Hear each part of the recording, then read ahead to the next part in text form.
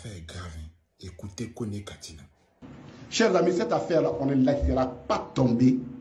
On ne va pas se cacher derrière un écran de fumée pour jouer avec la vie des Ivoiriens. Parce que la question de l'éligibilité du président Laurent Gbagbo et même de ses droits civiques, c'est une question vitale pour la Côte d'Ivoire. Nous l'avons dit, c'est un point de rupture pour nous. On ne va pas s'amuser avec ça. C'était la mise au point. Alors, pour le PPACI, l'inscription ou la non-insertion du nom de Laurent Gbagbo sur la liste électorale est vitale pour la Côte d'Ivoire, est vitale pour les Ivoiriens. Bon, pour mes parents du village, en terre à terre, ça veut dire quoi?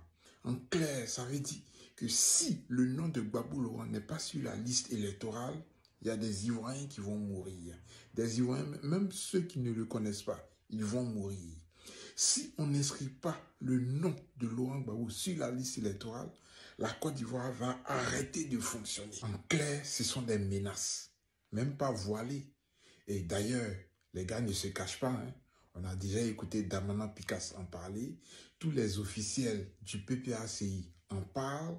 Mais bon, on espère seulement que le moment venu, eux là, ils vont assumer leurs propos. Un peu plus loin encore, les gars. Ce que là encore, je n'ai même pas du tout compris, ou bien peut-être que je commence à comprendre, c'est le fait que le PPACI s'offusque contre le fait que le gouvernement de Côte d'Ivoire ait dissous la FECI et toutes les autres organisations estudiantines qui existent au sein, bien entendu, de l'université. Écoutez le porte-parole du PPACI d'abord. Ils ont décidé de dissoudre tous les syndicats en milieu universitaire. Oui, c'est vrai qu'il y a des meurtres qui sont commis par des étudiants et c'est inacceptable. Mais pourquoi vouloir élargir ces sanctions-là à toutes les associations?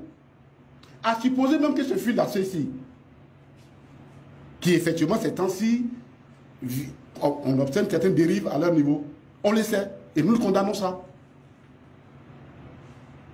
Mais les autres associations, elles ont quoi avec ça? On supprime tout. On dit bon, on suspend tout.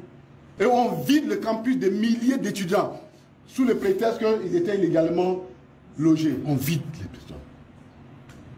On dit non, qu'elle a fait si sous-louer les maisons à des prix exorbitants des étudiants. On chasse les gens.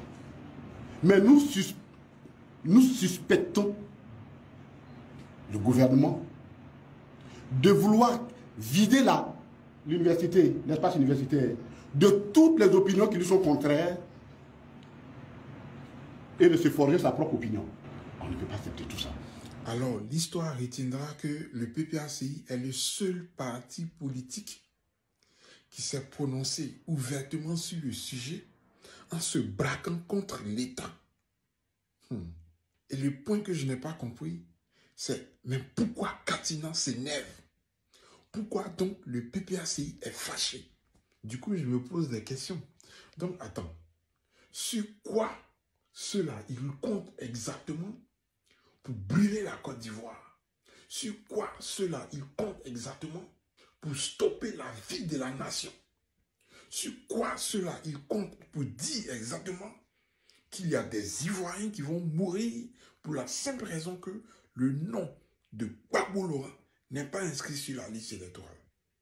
Parce que là, nous savons la relation amoureuse qui existe depuis des décennies entre la FECI et le parti de Gbagbo Laurent. Nous nous rappelons déjà dans les années 2000, juste pendant le règne de Gbagbo Laurent, où pour être un cadre au PPACI, bon disons au FPI, pour faire partie du club des grands mobilisateurs de la jeunesse au sein du FPI, il faut être d'abord secrétaire général de la FECI. Si tu es secrétaire général de la FECI, tu as une place assurée au FPI après ton mandat.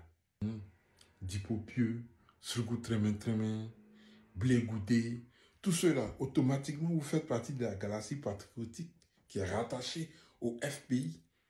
Et c'était exactement un Boeing chargé de mobiliser la jeunesse. Quand Gbagbo voulait que la jeunesse sorte dans les rues, ce sont eux qui mobilisait les étudiants dans les cités. Tu ne veux pas sortir, on te force à sortir. Allez, sortez. Tu ne fais pas, ils vont te brutaliser. Ou encore, tu risques de perdre ta chambre carrément parce que ce sont eux qui gèrent tout. Je m'arrête là.